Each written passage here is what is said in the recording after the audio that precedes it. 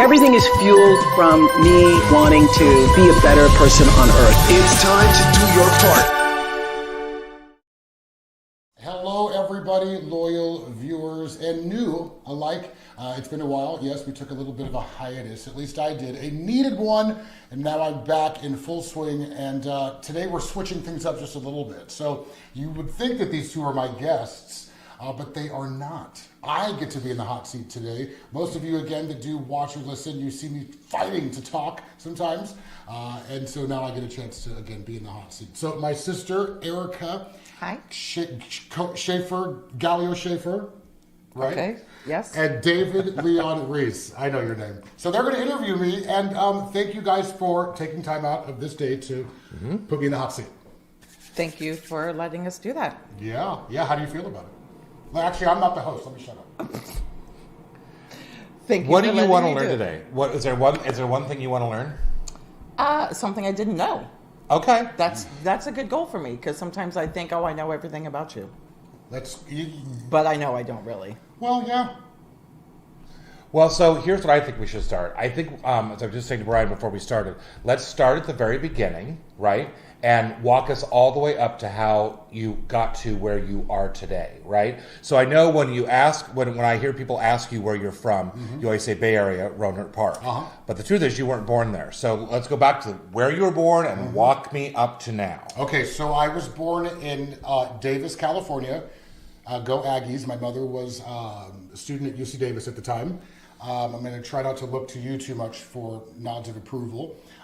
So born in Davis and lived there till I was about 7 or 8. And I remember some memories, some scary memories and some good, but some of the scary ones are what moved us to Sonoma County, which was about an hour and a half west of Sacramento area. And that's where Mom raised the two of us till I was about 18. Living in a house and then in an apartment where I think that was the longest my mother had ever lived in one place, Joanne Court, for until I was 18. So that's kind of where I was living, and I've always been living in the Bay Area until I moved to Southern California. Okay, so 18, you're in the Bay Area. Then what? Then I had first moved to Southern California when I was 18 to dance for Soul Train.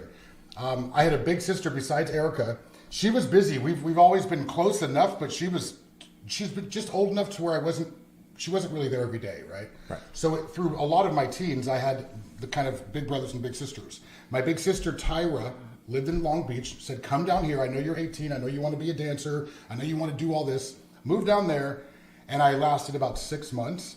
And I got scouted. That's where I got scouted for Soul Train. But I didn't work out living with her. She had a lot of judgments towards my life, and I was really struggling trying to adjust without having my family and friends near. So, I moved back to Sonoma County and lived there till I was 21. Then me and Allie, who you know, we moved down to Hollywood where we stayed, and I haven't looked back since-ish. Right. And so what were you doing? So when the dancing thing didn't work out, what kind of career choices did you make, or how did you support yourself? So always food and beverage. So my first real jobs were working in restaurants. So from Olive Garden to like hometown burger joints like Boomers in Roanoke Park. Me and Allie and a group of friends worked at Outback Steakhouse, transferred with Outback, and then we would make the commute from Hollywood to Arcadia. So some of you that know Southern California, that's a serious commute just for Outback. But we did that for about 2 years. Allie did it for about 6 years. And I worked in food and beverage. That was what I did. I moved down to Southern California to really attack a career in entertainment. And I got a little distracted. My mom passed away. Our mom passed away when I was 24. Life happened. But food and beverage is how I paid the bills. Mm-hmm. So now, when I met you, you were involved in a restaurant in Pasadena, Rhythm and Blues. Yeah. So you were part owner of that, correct? I was. My buddy Andre, maybe he's listening or watching, he's like a brother to me. I met him when I had first moved to LA, working for Outback. We became fast friends, and he always had a very savvy business mind. He's a few years older than me. He said, let's all partner up. I worked through Sweat Equity, right? And we opened up Red, White, and Blues, which was a fine dining establishment, really French-American cuisine, live music, 7 nights a week, and wine and full bar, 7,000 square feet. And that's where I became, I was vetted to be the GM, but I quickly moved into the role of maitre d'. That was more my strong point, was dealing with the people, not so much the staff. So then, yeah, I worked as a maitre d' / managing partner of Red, White, and Blues for 6 years, from 26 to 32. And then I moved, and then like a year passed and I moved here. Okay, I was just going to say, so what brought you to the desert? So my ex and I, we were living long distance for the majority of our relationship. I was living in Southern California, plugging away in food and beverage. He was living in the Bay Area, plugging away in real estate development, what he was doing.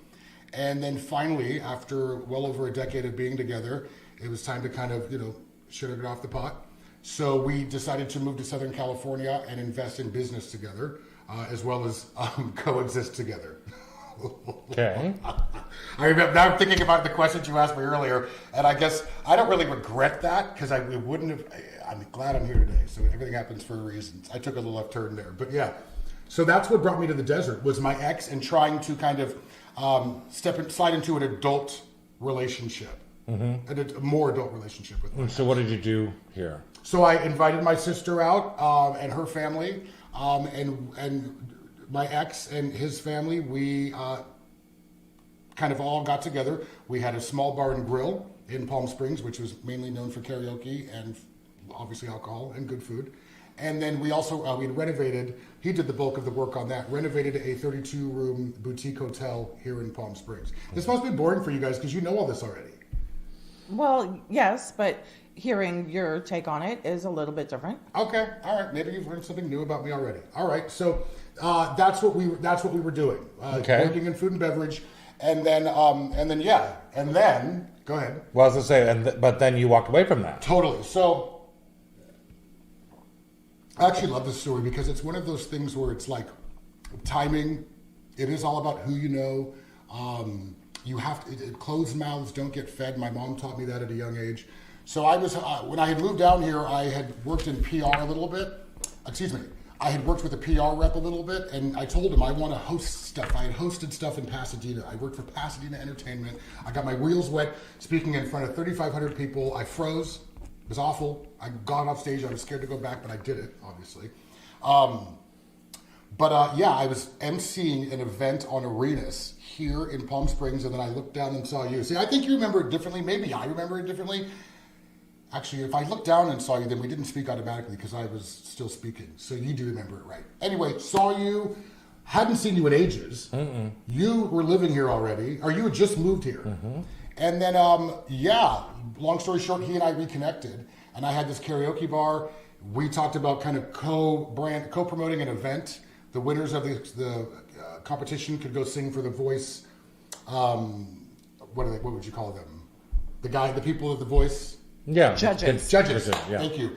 And then so you guys came out with a camera crew. We shot for 3 weeks. Just to add, I was a news director of the TV station here in Palm Springs, NBC. Yeah. So that's how. So we actually needed a bar to do this contest we wanted to do, and it was a karaoke contest essentially. It was a singing contest to tie into The Voice because we were NBC. So when I realized that you had a karaoke bar in Palm Springs, I'm like, hey. I thought he was walking by on the strip, as like so many people do, and you were doing karaoke, and you guys were like, what? Uh-uh. No. Okay. No, it was totally pre-planned. Yeah. And it was obviously your idea. It came out of nowhere. Yeah. And it was exciting for us at the bar because we got it was big. Yeah, we got some attention from the news for 3 weeks straight. Yeah. People got to kind of know me a little bit. And then you were one of the judges. I was one of the judges, and I wasn't scared, right? I was not scared. I was the Simon Cowell. Yes, you were. I remember that. No regrets with that. But and then everything happened so fast, right? Then you asked me about a week and a half later. You're like, hey, I need bodies to kind of wave at a cam for a promo. Mm-hmm. And so I grabbed you and Ethan and Cassie and Jessica. I grabbed the whole Coconut crew. That's when I feel like I met you. It is. I think so. I think that's when you and I met. Yeah. Yeah. Mm-hmm. Yeah. And you met Jenna that day. You met everybody. I met everybody. Right? At least all the girls. I don't think Jessica came with us. It was just me and Jenna and Brian. Really? And Ethan. I still have it in my phone. I don't remember. But I just remember you guys all showed up at the TV station, which is what we needed. So I think Jessica was there. And then we went to go do a little We anchored. We did like our simulated anchor. Yes. Yeah. That And we was a took shots blast. outside. Yeah. And it was all very interesting because it was all new to me. I had never been in a newsroom. But I remember outside we were chatting, and then I asked you what it takes to work in news, and you were like, well, you need to be, you have to be a journalist and you have to kind of be accredited. But you could come in here if you got talent. If you want to come in here and work on green screen, you can make your own reel, and then maybe somebody in like upstate New York or Mississippi might say, hey, we can work with him, right? That was kind of what you were offering. So that's what I did. So for 3 months I would go in Wednesday, Thursday, Friday between shows when the place was virtually empty, and I would practice, and then I'd record, and then the woman that worked there, you guys only had 2 people on staff. And she was like, I need a vacation really bad, and you're going to cover for me in the mornings. Sumada. Yes. Right. Yes. So I was like, am I? And she's like, oh, this is happening. Mm-hmm. I was talking about weather. Sumada was the morning weathercaster, and we had just launched weather at the station. The station's weather had been done by remotely, and so we had wanted to do it in-house. And so, yeah, it was just Sumada. And Jeff in the evenings. And Jeff at night. Yeah. Mm-hmm. So then I was like, okay, cool. If you think you can make that happen, whatever. And I didn't think it was actually going to happen. Long story short, she took a vacation. I covered for her. And then either the first or second weekend of me I was working mornings. Mm-hmm. So one of those shifts in the morning, I remember it was so crazy. He walks in and he goes like this. Like, you're so funny too, because I could tell you were excited. He could like really big and goes like that. And I was like, does this sound right so far? Yeah. And I was like, and then it was an email from the COO of the broadcasting company who said, who is this? We want him who is this? And then but then basically they wanted me for weekends, so they hired me. So then the GM was like, we like him, let's roll with it. And then everything happened very quickly, right? Yeah. I was a weekend weatherman for about 8 months, and then you guys offered me Desert Living, which was the lifestyle show that I hosted, which aired 5 days a week. And then Sumada left for good, and then I kind of weaseled my way into the full morning show. Yeah, and then I've been working in news ever since. So it's been about 5 years. Obviously, I was furloughed this past year, but I was working in news and getting up at like 3:30 in the morning. 3:30 in the morning. Those are hard hours. It for was anybody, weird. especially for like you. everybody knew that you, who used to not even go to bed until the sun almost came up, you were like, look, y'all, I got to be in bed by 8 o'clock. Yeah. You need to leave, and I need some wind down time. Yeah. Good night. Yeah, more like 7. You're right. Yeah. You're right. And I did have those bar hours. So on average, I didn't go to bed. I was programmed to go to sleep probably between 4 and 6. Which is the time you have to be on TV. Right? When you do mornings. Isn't that crazy? Yeah. But I remembered this too. I had tickets for Burning Man. Me and Stuart had tickets for Burning Man. We had our RV rented. We had our bikes already, everything. We were ready to go. And then you called me and you were like, basically you got to be here for weekends because you're hired for weekends. And so I was like, no, I'm sorry. I got that confused. I was supposed to go to Burning Man before you offered me the weekend position. Anyway, fast forwarding, the morning shows were rough. But my point is I sprung out of bed because I was so excited. I mean, every moment of it was great, and I loved it. The end got weird just because, despite all the other stuff of just work, the hours were starting to really wear on me. Yeah, you know what I mean. Mornings are a weird day part because it used to be if you were big shit in TV, you work the night shift, right? Because the highest rated newscasts were the evening shows, and usually the 11 o'clock news. That's never been the case out in the desert. The highest rated newscasts are the afternoon shows here, the 5 and the 6. Nobody's up at 11 o'clock. Yeah. But the one day part across America where audience is growing is mornings. And the thing about mornings is when you get someone who's somewhat inexperienced and you put them on in mornings where they're on every 10 minutes for 2 hours, it forces you to get good quickly. Real quick. Because you don't have time to make mistakes. You know what I mean? So that's why it's just like, you know what? It's sink or swim. But you swam. You did your job. I mean, and I did all right. I mean, he always gives me the credit, and I'll take it. But I mean, that was still, that was pretty life changing. Look, I always say, you always give me too much credit. You're like, I gave you your chance, but you earned your seat at the table. I mean, I couldn't have hired you if you weren't good. Yeah, but all right, we can fight about this later. But like, you lined everything up for me, and you took a chance on me, and you encouraged me, and those 3 things for me are kind of like, You almost gave it to me. You set me up for success. Well, You brought great energy though to the table, I think, because I used to watch that station prior to you coming, and you brought a completely different aspect to it. So it was nice, and the rapport between like you and your anchors and stuff. Like you guys were fun. It was fun to watch. It was fun to do. Yeah. yeah. All right. Good. I'm not the host. Am I answering things right, or are they Yes, too I'll long? redirect you. You're fine. Yeah, You're good. redirect me. Make sure. I'm watching the clock here. I think it's important for people who think they know you to hear the whole backstory about how you got to be who they now know. Yeah. Right? Yeah. Again, it's interesting to be the topic, and so it's also interesting to talk to two people who know the majority of this already. And thank you, because you're filling in the blanks for me. Yeah. All right, let's roll. Okay. You had some questions related to his childhood. Now we can go back. Now I think we've set the table. Set the table. Now you go.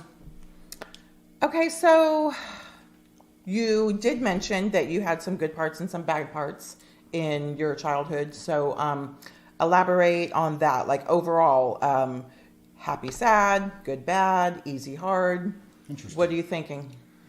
Good, bad, happy, sad. Well, so for just a second, I guess, start out with what was your family upbringing dynamics? Like who was in your home? What was your economic situation? Yeah. Well, it was myself, you, and my mom. I grew up thinking that I had everything, right? Everything was okay until I realized what what my peers had and I didn't. But I still felt like we never really wanted for anything. It was, again, myself, my sister, and my mom. She's 6 years my senior. Feel like I had a lot of freedom as a kid, even very young, right? I remember I used to eat gum off of cement, right? I used to go around, and I remember once as a very young kid, obviously. I remember once, and I have vivid memories of this. I found a stick and I carved my name into a car, right? Into a neighbor's truck. Into a neighbor's truck. I remember hitchhiking with my friends, and actually an old couple being worried and pulled over and got in trouble. So, How old were you when you were doing this? Maybe between the ages of like 6 and 8, 5 and 8. If I saw a 5 or an 8-year-old hitchhiking, I would pull over too. Well, we lived off of a really big, long, busy street. Wow. And so it was, I hear you. Yeah. But yeah, I remember, I actually also remember meeting, this just came back to me. Do you remember, there was a man that lived in our complex, and he wanted to take me to the San Francisco 49ers game, and I actually went with him. I do not recall that. Yeah, and we stayed at like the Waldorf, and he had a half a leg. Yep. Weird. I wish Mom was here to be able to see, and my mom let me do things like that. Also, there was another woman that lived in our complex who, remember, she took us to the zoo, and she kind of adopted us.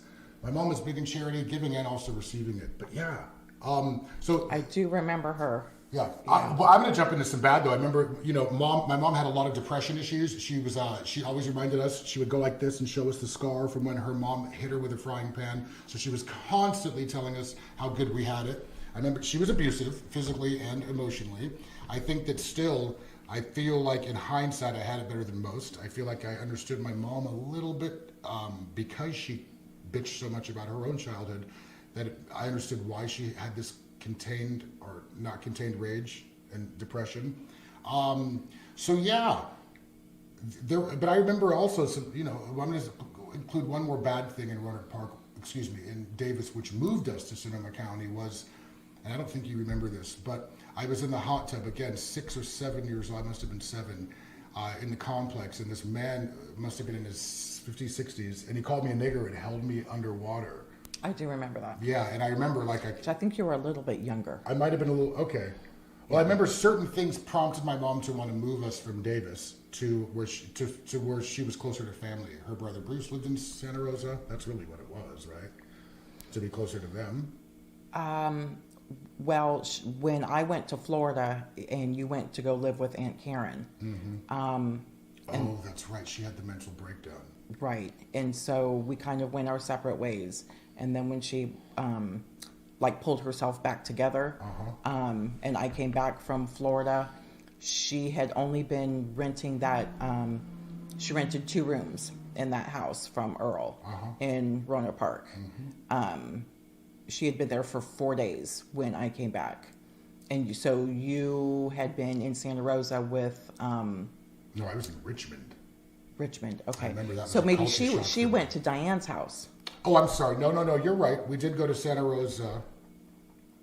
I think you guys were with Diane for a little while. Correct. And then she rented the rooms in Roanoke Park. Right, 'cause which they're only like 10 miles apart. Right. We were in Santa Rosa, and then somebody in that house who was 19 at the time, tried to crawl in bed with my mom. That's why we left. And I remember this same person. I remember when I was very young. I think I was 7 or 8, and I remember he was watching Super Dave on HBO, and I was in the living room, and he goes, "Do you know what head is?" And I was like, "No." And he's like, "I'm going to show you." Right? Nothing happened. Didn't happen, but I remember it vividly. So that's what moved us, because we were living with friends, my mom's friends. That's what moved us to Roanoke Park, where she rented 2 rooms. You're right. This is all coming back to me. Prior to that, I lived for 6 months in Richmond. I went from a very all-white area to a very all-black area, and I remember the teacher telling me that I was a menace. Bryan Gallo, you're a menace. It was an awful, awful experience for me. And then moved to Roanoke Park, where we lived on Sequoia Street. You got with Danny. Danny was Earl's son. Mm-hmm. We lived there for, maybe a year? Not even. Yeah, maybe about a year. Perhaps about a year. And then she moved to Joanne Court. Gotcha. Yeah. And so I might have been, 9? Yeah. Because I was 8 when I moved there, so third Probably. grade. So into fourth grade. That's when you did your little... the kids out in the front did a little musical, and you were Prince. Mm-hmm.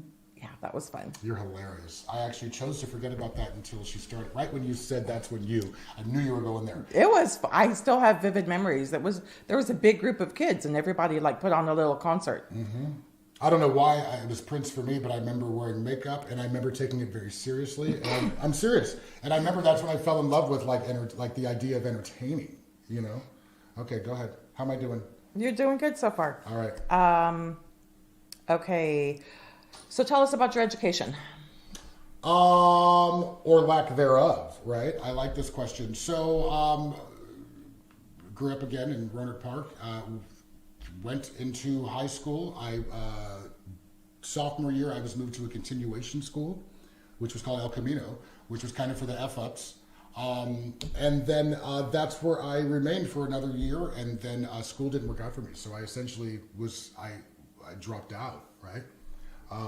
And I found other means of, or other ways to fill my time. And then I started working at a young age. But yeah, when I moved to LA, then I started studying theater, and I moved over, studied at Lee Strasberg briefly, went to the acting center, studied with a guy named Jeffrey Marcus. So that's when I started taking that side of things seriously. But as far as an actual education, I'm not accredited. I don't have a diploma. I don't have a GED. It's just me. Rocky, go lay down. Okay, so you entered into a long-term relationship around that time, right? I entered, you said? Mm-hmm.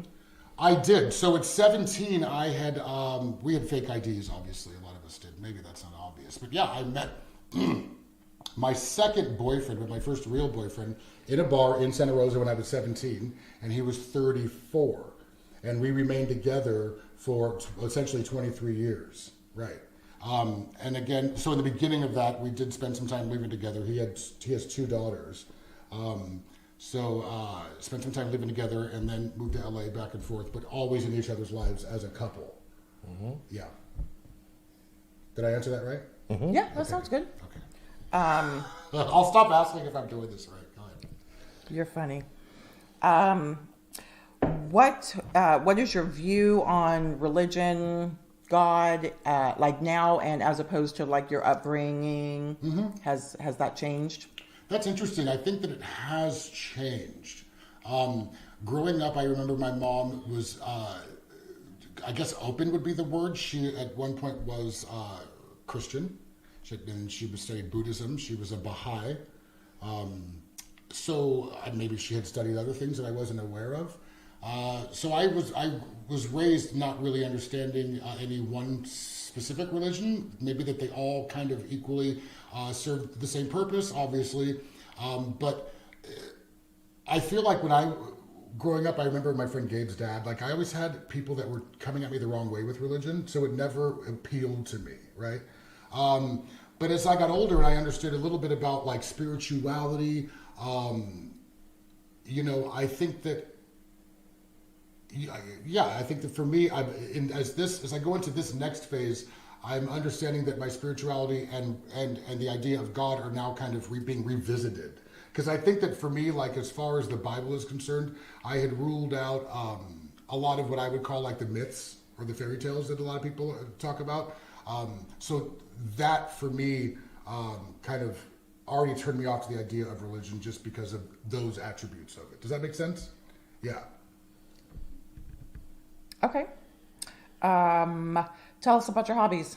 Hobbies that you have and maybe hobbies that you might want to start. Well, you know, dancing's always going to be my favorite hobby. I don't know if traveling is a hobby, right? But cooking has been my newest hobby, as you both know. Cooking and baking. That's something I really, really enjoy doing. At one point, walking on my treadmill felt like a hobby. But let's be honest, I'm kind of lazy, right? So, do I have any? I think that's it. Yeah, music overarchingly, but Is that? Yeah, I live for music. Mm-hmm. That's actually, I'll tell you this much. I'm going to ask you guys to hold me to this. One of my soon-to-be hobbies is making music. I want to take a stab at like making music. That's all. Like producing beats. Okay. Yeah. Producing beats. Yeah. Okay. Like house music and like beats, danceable beats. You hear them, they get me out of my seat. I'm like, I can do that. Why can't I make those? That's all. All right. So yeah, my hobbies. Interesting. Yeah. Okay. So you did touch a little bit on your love life in your past. Mm-hmm. So what's your love life like now? Wow, that's tough. I feel like I need to be careful with this answer, but I got to be honest and vulnerable. It's confusing, you know. Part of me is like, I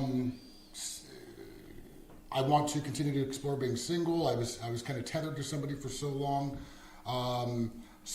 So I'm loving me, right? I went through a lot of therapy. I did some, you know, other modes of therapy that worked really well for me.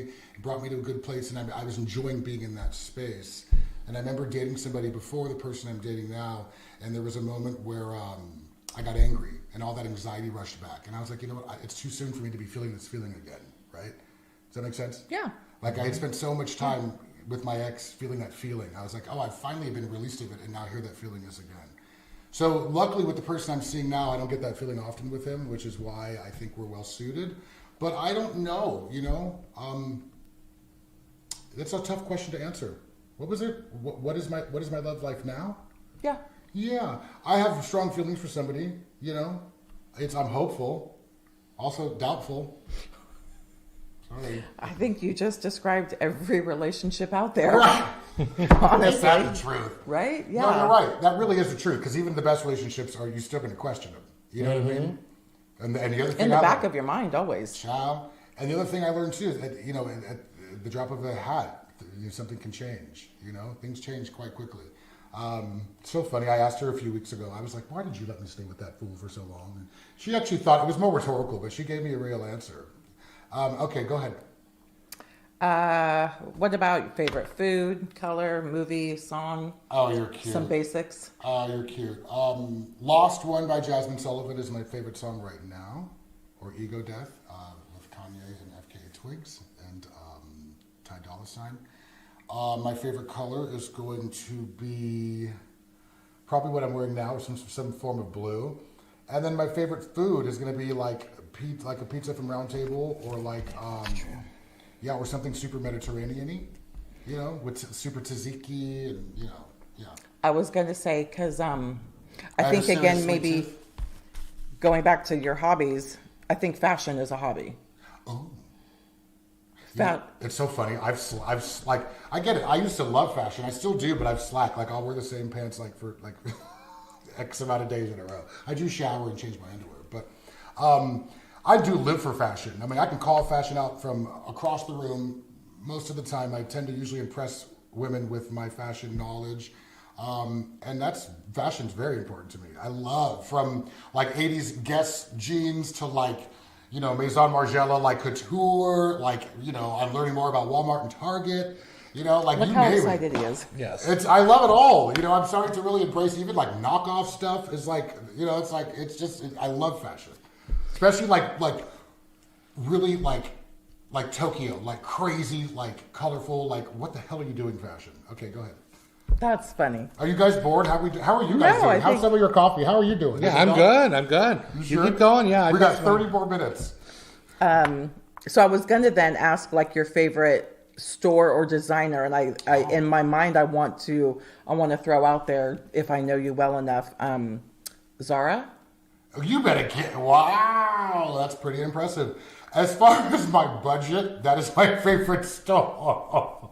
If That's I the had- one I hear you most excited about. Yeah, if I had that old life, or if I had made the money that I really wanted, it would probably be like more of a Neiman's or a Saks. But yeah, I love Zara. Zara's amazing.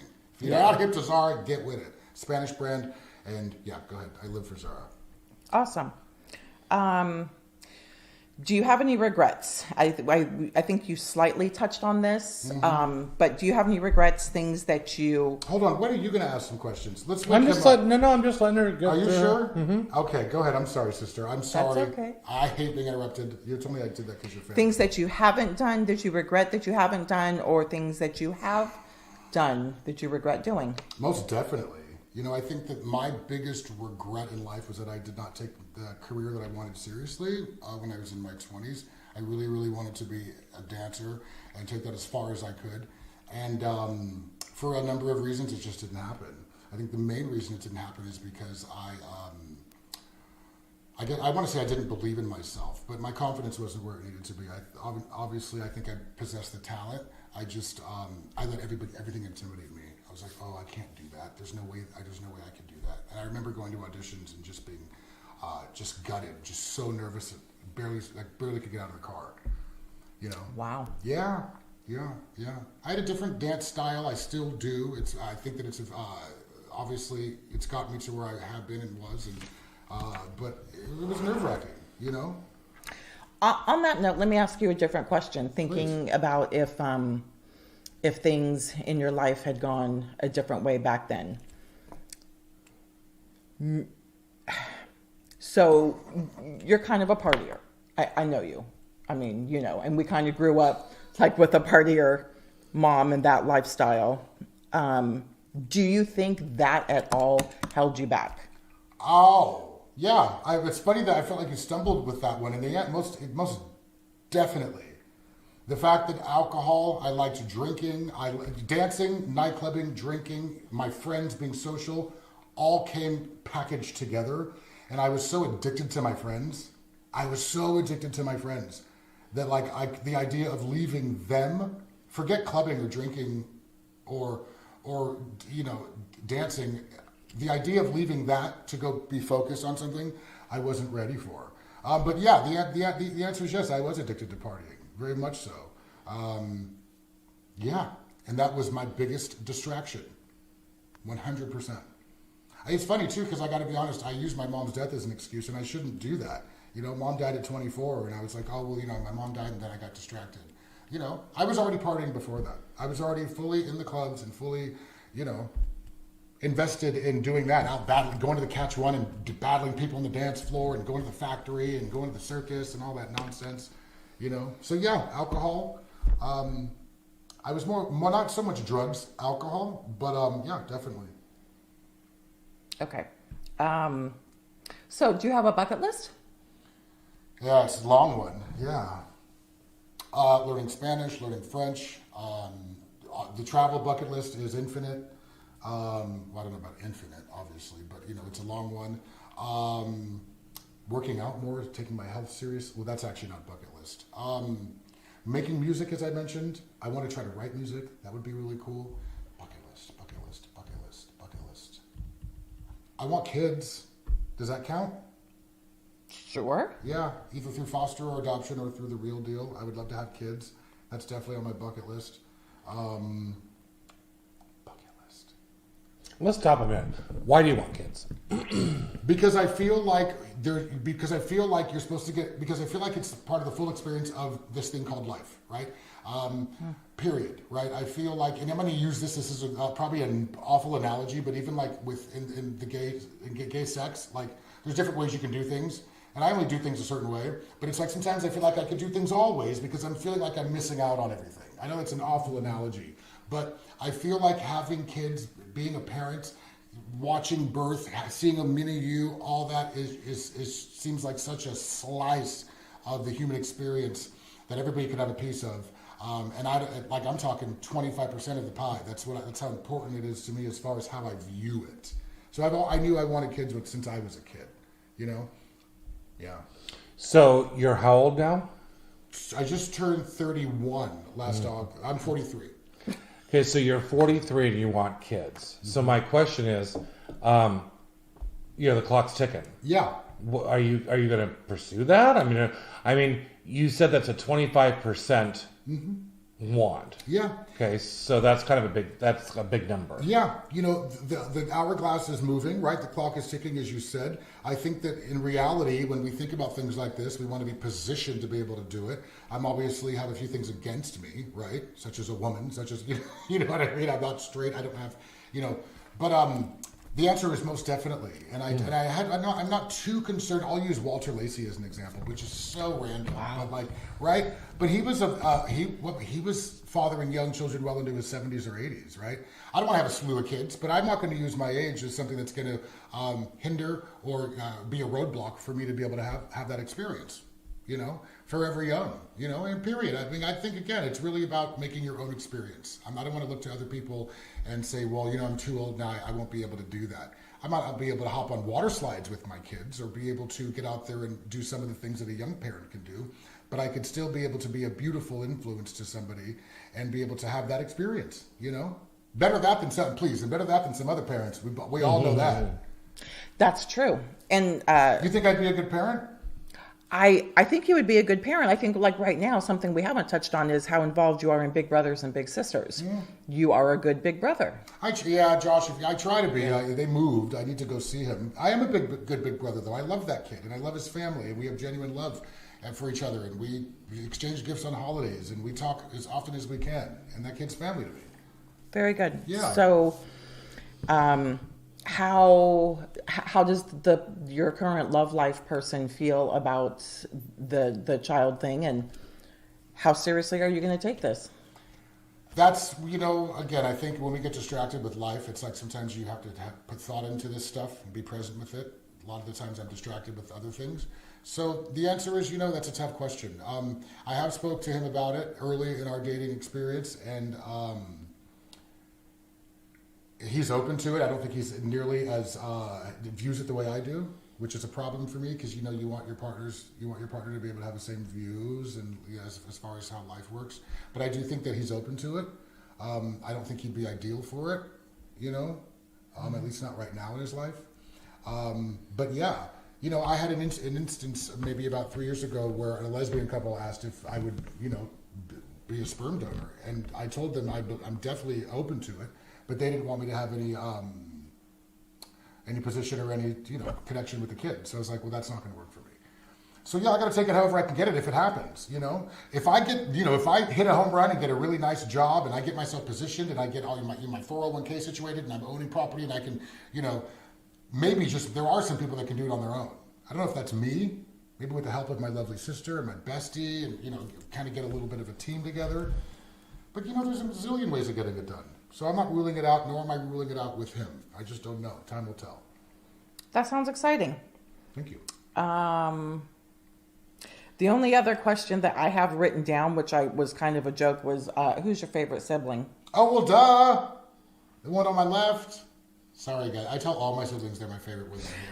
But no, that's funny. I think my new siblings, I met my father for the first time in 2012. I guess that's something that should be mentioned. We're almost done. Look at you. You all right? Mm-hmm. I'm going to have Rocky make you some coffee. I met him in 2012, and I gained 3 new siblings, and as much love as I have for them, you're still, you and I have, you were there as a kid, I have, So yeah, you baby girl. That's sweet. Mm-hmm. I miss Pops. Do you? I do. Yeah, I miss him too. It's the parts of him. Here's a handful. So what was it like growing up without having a dad? On that note, let's say that you met your dad for the first time in 2012. Describe that real quick, and what was it like not growing up without a dad? You already said that your childhood was relatively good and you didn't grow up for lack of wanting. And now that people hear that you didn't meet your dad until 2012, that might leave a big void. Yeah. You know, again, going back to my childhood, I think I was very fortunate. I think I was raised in the best place on the planet, which is Sonoma County. I truly believe that, especially for a mixed race effeminate kid. We got lucky.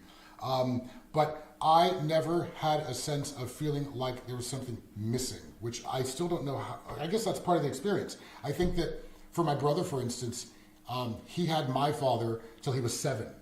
Right, so he's got some obvious resentments because he knew him and then he had disappeared. I didn't have any. There was no benchmark. I had nothing to compare it to. So I was fine. I think that I had moments. I had glimpses of jealousy. My friend Brian Moncher, I was always jealous of him and his. Like I was jealous if he had a dad and who his dad was a sheriff with a big handlebar mustache. He was super hot. Sorry. And like, so I was, all of that was confusing to me, but what was really sad is no offense, dude. I know they had a very bad relationship as far as him being the son, him being the father. So in some respects, I felt lucky I didn't have a dad because a lot of the men around me that I saw positioned themselves in a weird way and harbored a lot of anger. People like Kwasi's dad on the flip side, though, were very different, and I had a lot of positive influence in my life. But I never felt like I was missing anything, you know? No, I just had moments of jealousy sometimes when kids got new Nintendos or, you know. But meeting my father, that's a different animal, that's a different podcast because, you know, I didn't really have expectations. I think I had felt comfortable enough in my own skin so where I met him, I felt like I was a man and I had nothing in the past holding me down. I had no baggage regarding him. I just didn't. Why would I? I mean, right? Mm-hmm. So then, yeah, we started to have a beautiful relationship, and I love him to death. He's a great guy, and we're so much alike, and we look alike, and I'm so glad I met him, and I know him, because meeting him and, like, seeing his mannerisms, I'm like, holy crap, like, this is weird. That's a nature versus nurture thing, yeah. See, but you're adopted. You've never experienced that. Well, on your mom's side a little bit. You've got your mom's eyes. Yeah. Yeah. Yeah, the first time I ever laid eyes on her, I didn't realize up until that moment that I had never looked at someone or been with someone who was genetically related to me. Wow. Never even crossed my mind because my parents were my parents. Mm-hmm. Was there a feeling attached to it? No. Right, I would imagine. It was really weird. And a lot of people ask me the same thing that you just mentioned about, I had no point of reference. Like people would all the time say to me, oh, you're adopted? Do you miss your family? How can you miss what you don't know? Right. I mean, I didn't lack anything. I had wonderful parents, and they were my parents. Mm-hmm. But when I met my biological mother, and I sat there across the table from her, looking at her and realizing, oh my God, you would take her nose off her face and put it on. I mean, and that is the first time that I had ever laid eyes on someone that I was genetically related to. That was a big moment. Yeah. Wow. Do you remember the feeling that was attached to that? Did it, like? It was a novelty. Like I didn't seek out to find her because I felt like something was missing. Mm-hmm. I was just curious. But I also was very clear in my head that I had a rich life. I had parents. I was a full adult. I was in my mid-30s when I met her. Mm-hmm. And I didn't want anything. Mm-hmm. I just wanted to know who she was. That was it. Yeah. You know? Which is important. And I think that I have a friend, actually, and we talked a little bit about this on the podcast that will air after this, but she's positioned in the same way, and she's nervous to reach out to this mother that put her up for adoption. Yeah. And I keep encouraging her. I'm like, come on, like, you got to do this, right? You got to follow this through. Yeah, you do. I remember warning you because you wanted to. I helped you find. Oh, yeah. By the way, Doug, this guy's changed my life in so many ways. It's countless. But that was actually the first thing that's one of the biggest things you had done for me as far as changing my life. Yeah, he found my Aunt Velveteen. Yeah. Oh, fun. Yeah. But I worked in news. So that's what we did. We found Lexus. So, yeah, I used LexisNexis, and I found her. And yeah, we can say that. Everyone uses LexisNexis in media. Yeah. No, I found your aunt in 10 minutes. Mm-hmm. And then I think we found your dad. And I said, I think this is your dad. Well, you know what was crazy? Sure. It wasn't my dad. It was my Uncle Albert. And what did you think my dad's name was growing up? Albert, right? I know Mom said Al, and so she was either Alan or Albert. Albert Gallo is her dad's name. Are you sure? Okay, we'll get back to you.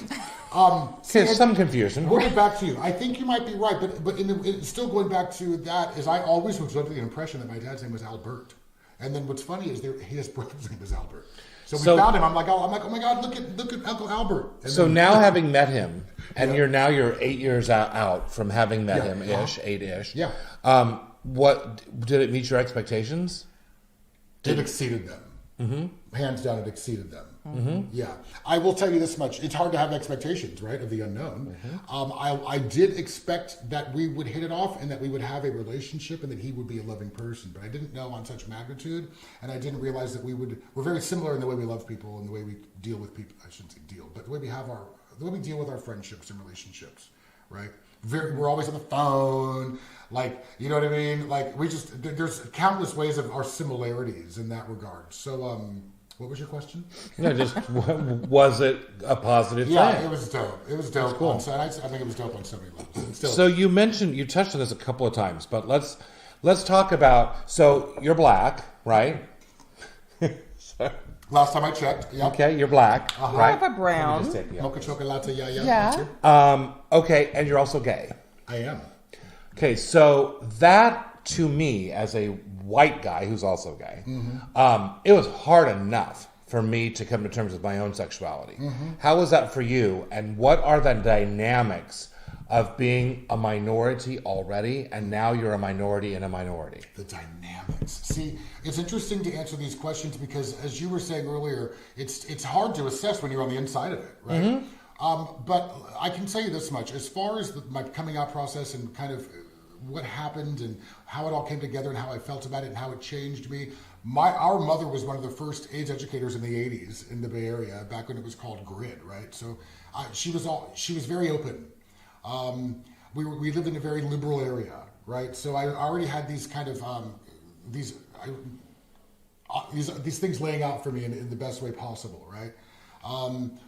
I had some friends of mine from elementary to junior high school, and that's when you start experimenting with kids or with each other. And I remember one person in specific who I started experimenting with. And at 13, he called me, and he said, the reason that we do the things that we do is because we are gay.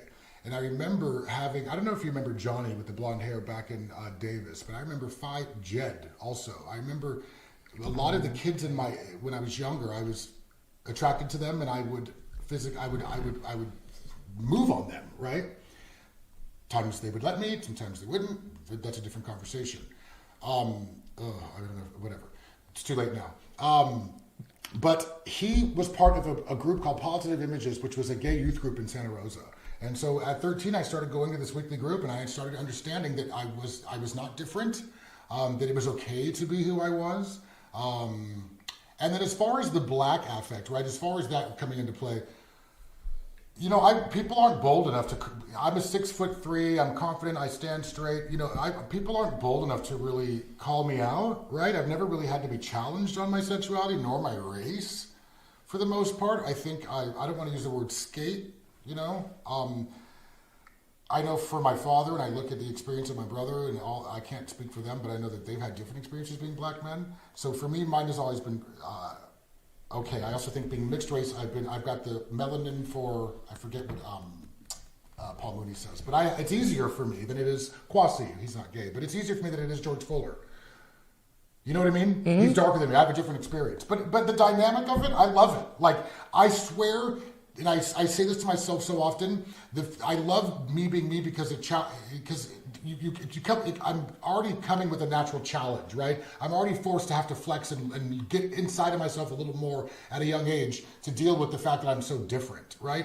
So does that make sense? Mm-hmm. So as I got older, I in some regards I was more confident. I was fine. Now, obviously, as we talked about with dance, I wasn't as confident. So you kind of, we've talked about this a little bit. You move about in the world the way we all do, right? We all have a certain place where we're comfortable, sort of our sweet spot, who we are, our character, right? With whom you are most comfortable. Mm-hmm. With whom are you most comfortable? Where is the Bryan Gallo sweet spot? What people are you with, or what circumstances are you with when you feel like you are at your most authentic and comfortable? Well, that's a tough question. I think I have an answer. And I think that my answer is going to come from a place of like, we talked about this the other day, of who I am and who I think I am, or who I am or who I want to be, right?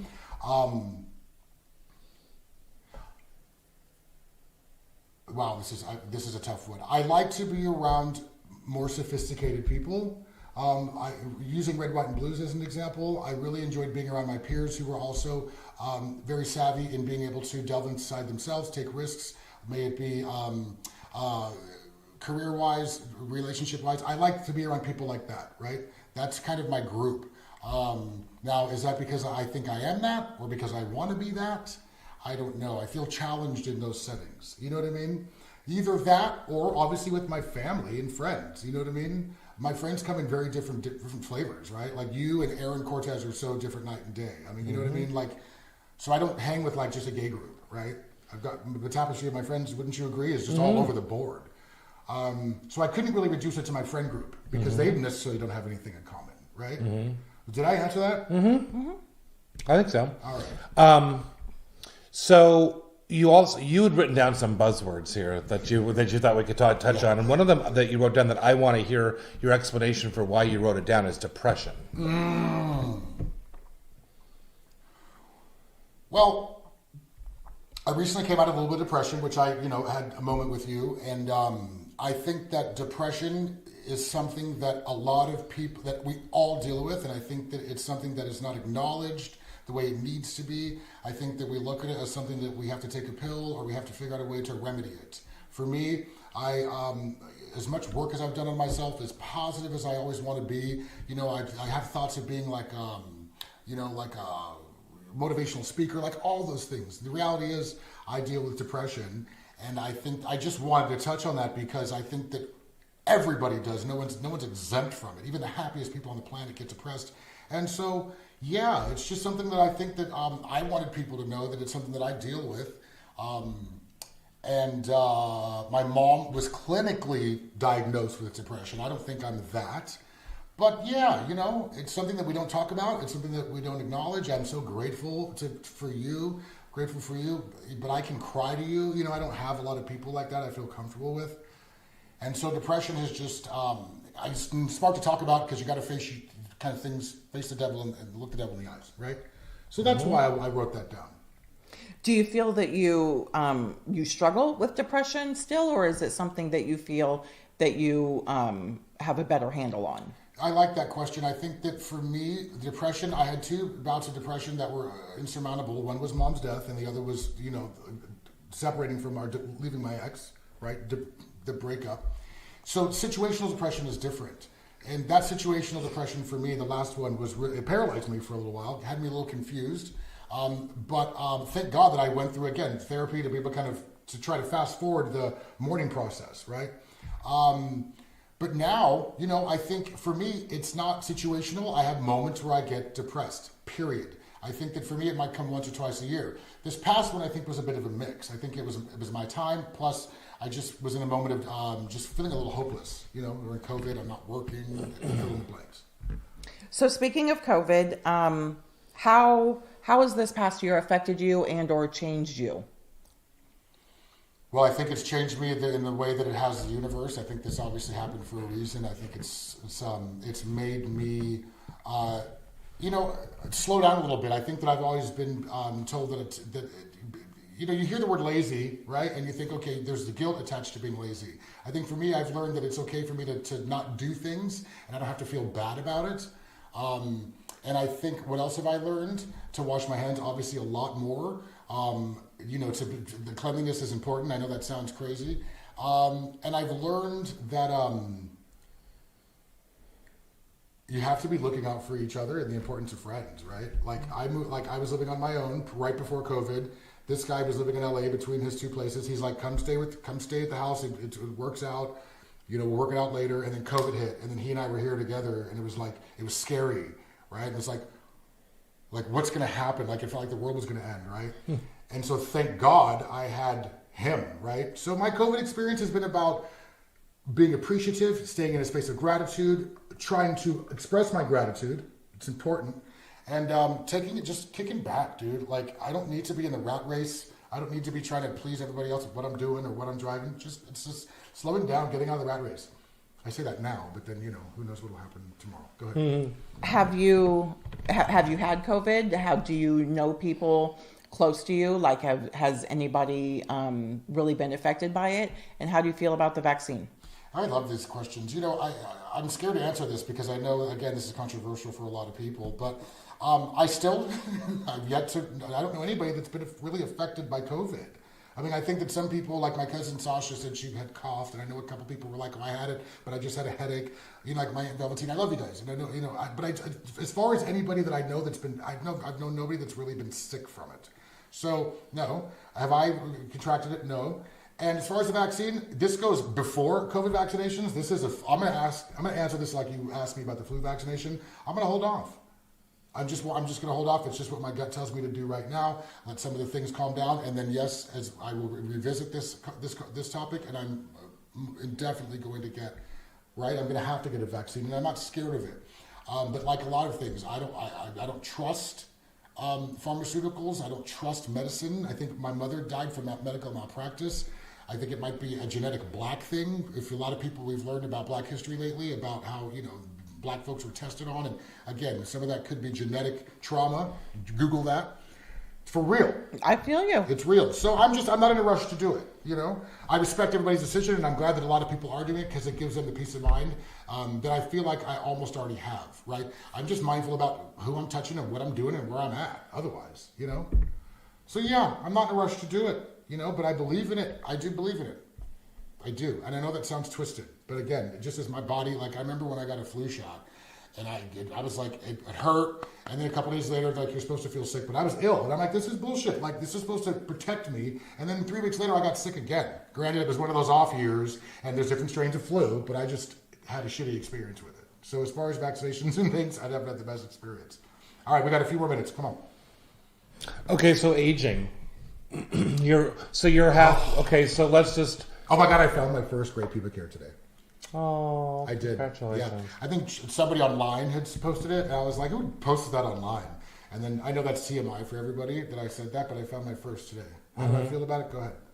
Well, so okay, you're 43, so you're half of 86. Okay, just gonna. You're so quick with that. Well, I have to write that down. But I think it's interesting because I think you and I are closer to the same age. You guys are the same age. Yes. Okay, so I'm pushing 50. So I'm really going through a midlife crisis. I'm interested in exploring other people.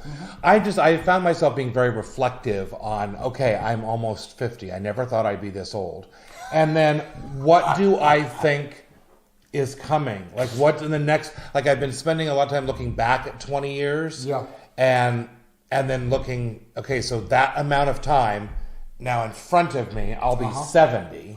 What do I hope to accomplish? Yeah. Oh, okay. So wait, I have a really interesting answer for you. So I think when you look hindsight, we're looking rear view. As times change and eras change, old people are seniors, or as we age, we are limited to certain things, or so you believe. So now in 2021, let me look at Betty White, for instance. I mean, look at, there is a mile-long list of women and men in their 60s, 70s, 80s, 90s. A centennial? Centenarian. Doing it. Yeah. Doing it.